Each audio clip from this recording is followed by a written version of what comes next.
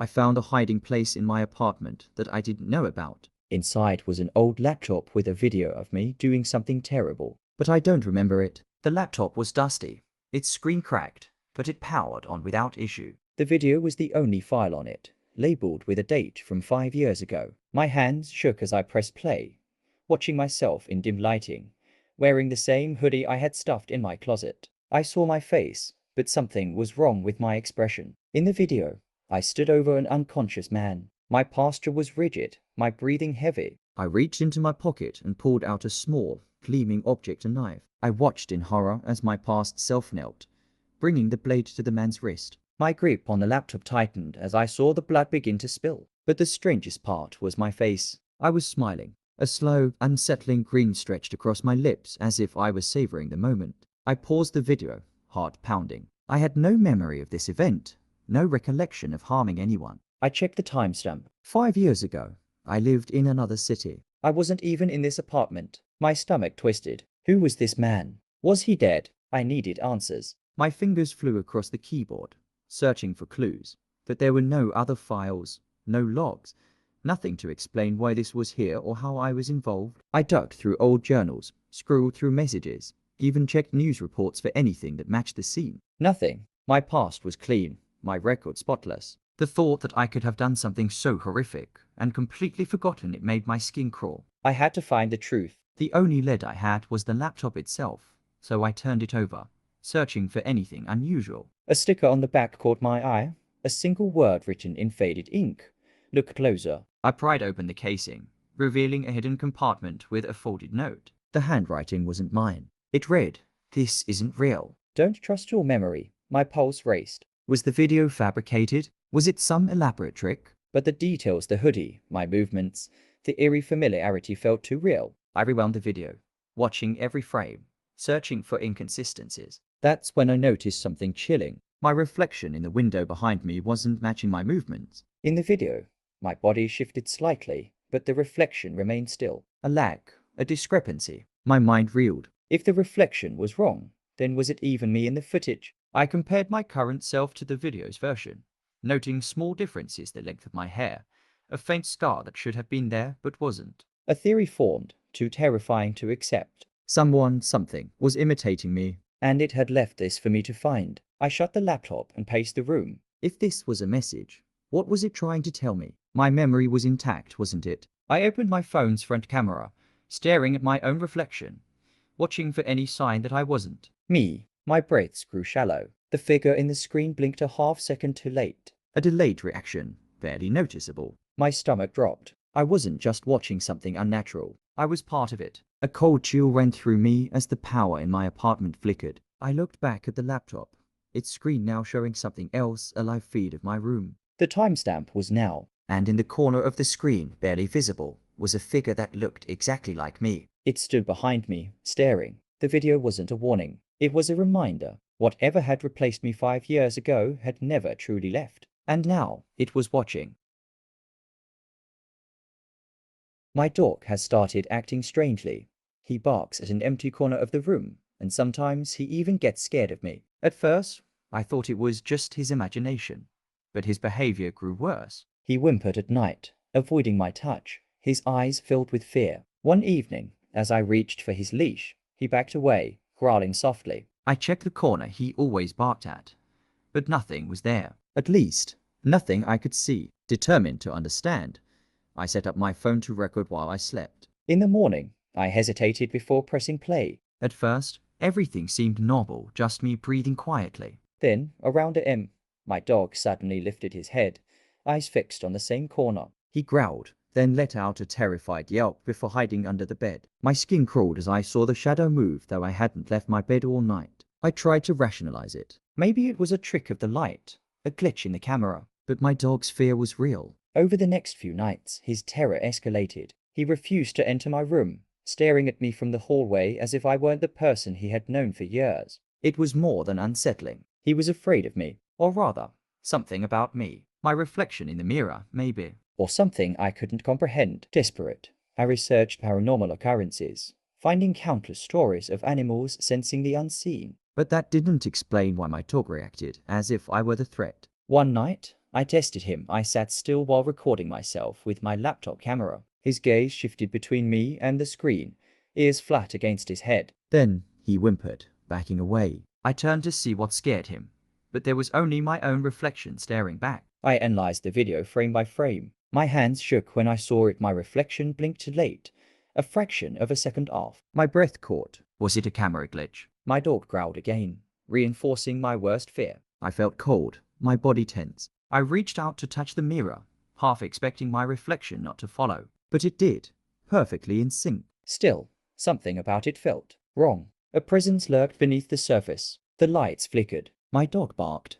then whimpered, backing further away. I turned just in time to see my reflection move before I did. My heart pounded. It wasn't a delay. It was something else. Something watching me, mimicking me, pretending to be me. I swallowed hard, forcing myself to stay calm. But deep down, I knew this wasn't just my imagination. My dog had sensed it first, and now I was starting to see it too. I avoided mirrors after that night. My dog refused to sleep in my room, no matter how much I coaxed him. I felt it watching me constantly, lurking just beyond my sight. Every now and then, I caught glimpses of movements in reflective surfaces, tiny mistakes, imperfections in its imitation. I knew it was waiting, but for what? I couldn't tell, and that terrified me more than anything. Then one night, as I walked past the bathroom, I heard my dog growl low and deep. I turned and faced the mirror. My reflection stood there, still as always, but as I raised my hand, it didn't move. It only smiled, and that was when I realized I wasn't the one in control anymore.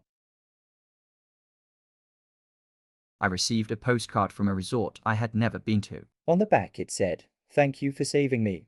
The handwriting was unfamiliar, yet something about it made my stomach churn. The postcard showed a serene beach, the sun setting over calm waves. I flipped it over again, scanning for a signature, a name, anything. But there was nothing except those haunting words. I had no memory of helping anyone, let alone at a place I'd never visited. Curious and unsettled, I searched for the resort online. It was real, a coastal retreat in a town I'd never heard of. The website had glowing reviews, beautiful images, but one picture caught my eye. A group of guests posed in front of the beach, smiling. My breath hitched. There in the back was someone who looked exactly like me. Same eyes, same haircut, even wearing a shirt I owned. But I had never been there. Had I? I dug through old emails, social media posts, anything that might explain how my face ended up in that photo. Nothing. My past trips were well documented, none leading to this resort. My mind raced through possibilities: mistaken identity,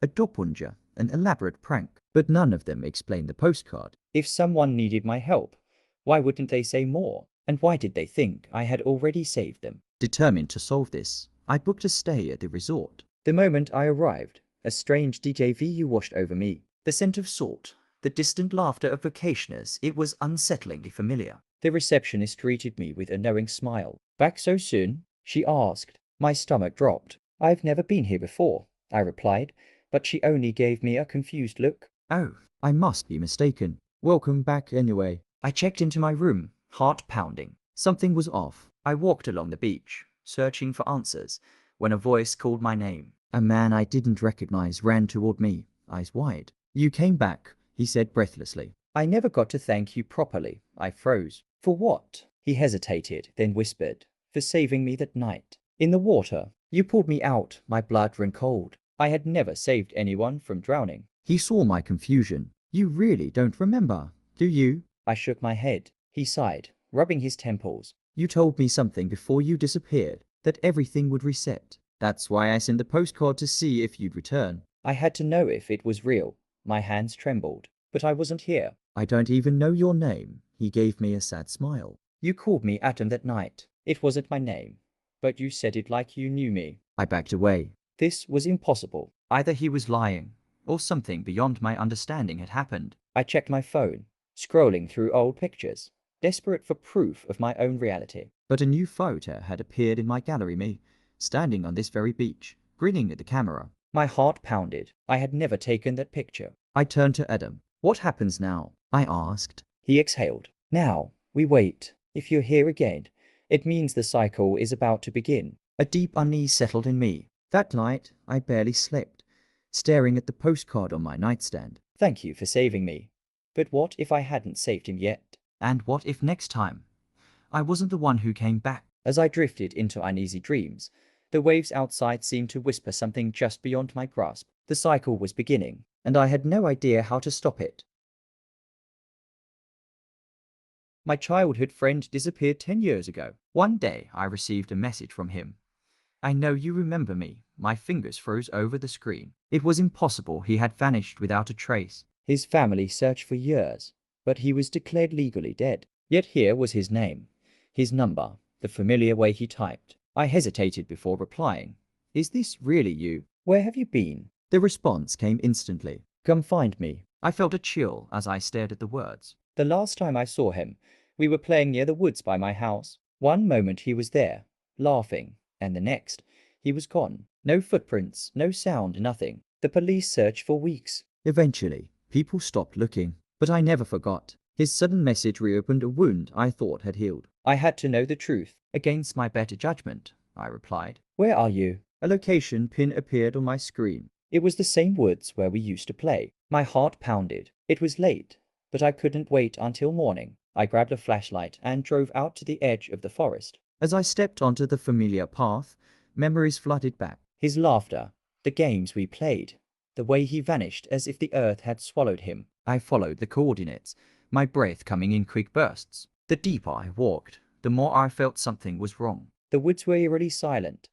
No rustling leaves, no chirping insects, just the sound of my own footsteps. Then ahead, I saw a figure. My throat tightened. "Hello?" I called out. The figure turned. It was him. He hadn't aged a day. Same clothes, same bright eyes. But there was something off, something unnatural in the way he moved. He tilted his head. "You came." A shiver ran through me. "Where have you been?" I whispered. He smiled, but it didn't reach his eyes. "I've been waiting." His voice was wrong, flat, emotionless. "Waiting for what?" I asked, stepping back. "For you," he said simply. The shadows behind him seemed to stretch, curling around his feet. My instinct screamed at me to run, but my legs wouldn't move. I had spent years wondering where he was, but now I wasn't sure I wanted to know. He took a step closer. "I never left," he murmured. "I was here the whole time. But you forgot me." My mind reeled. That wasn't true. I never forgot. I dreamed of him, thought about him constantly. "I looked for you," I insisted.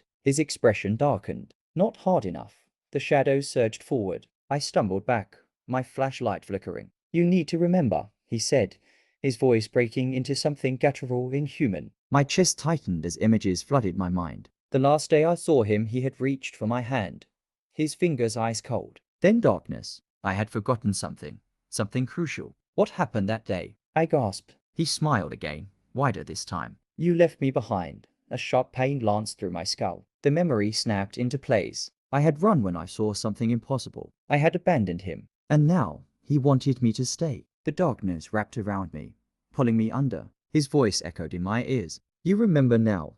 My last thought as the world blurred was that I had finally found him. Or maybe he had finally found me. I found an old camera in the forest. There were pictures of me on the film, but I had never been to this place. My hands trembled as I flipped through the developed photos. Each image showed me in the same woods, standing among the trees, staring directly at the camera. My clothes were familiar, yet something was off. The sky in the pictures was darker than it should have been.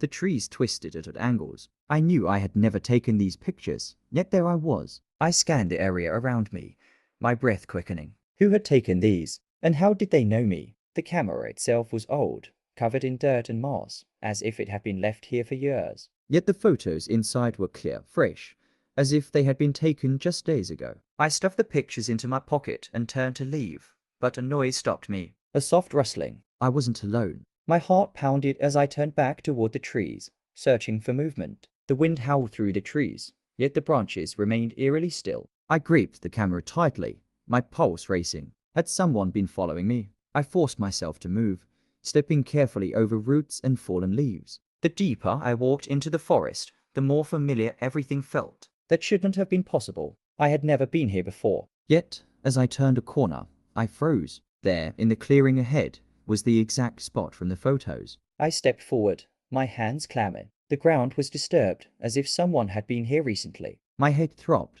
Memories surfacing, memories I didn't recognize. Me, standing here, holding the same camera. A voice echoed in my mind, distant and muffled. You took them, I shivered. No, that wasn't right. I had just found the camera. But what if that wasn't true? What if I had been here before, and I had simply forgotten? I jerked upright, my breath ragged. The forest was silent again, too silent. My own pictures had led me here. I scrambled to my feet, gripping the camera as if it held the answers. I had to go. Now. But as I turned to run, something caught my eye. A figure stood between the trees, watching me. My own face stared back at me, expressionless, unblinking. My blood ran cold. It wasn't a reflection. It was me, another me, standing still, waiting. I stumbled backward, my mind reeling. This wasn't real. It couldn't be. But the other me took a step forward, mirroring my every move. My throat tightened. The camera in my hands felt impossibly heavy. Had I taken these pictures? Or had they been taken of me? The figure raised its hand, mimicking my gesture. Then, in a voice that sent shivers down my spine, it spoke. You found me. Now you have to stay. The forest darkened around me, the trees closing in. The camera slipped from my grasp, landing with a dull thud. The pictures scattered across the ground, each one showing the same thing, me, standing alone in the woods, forever trapped in the frame. The last thing I saw before everything went black was the other me, stepping closer, reaching out. And then there was nothing.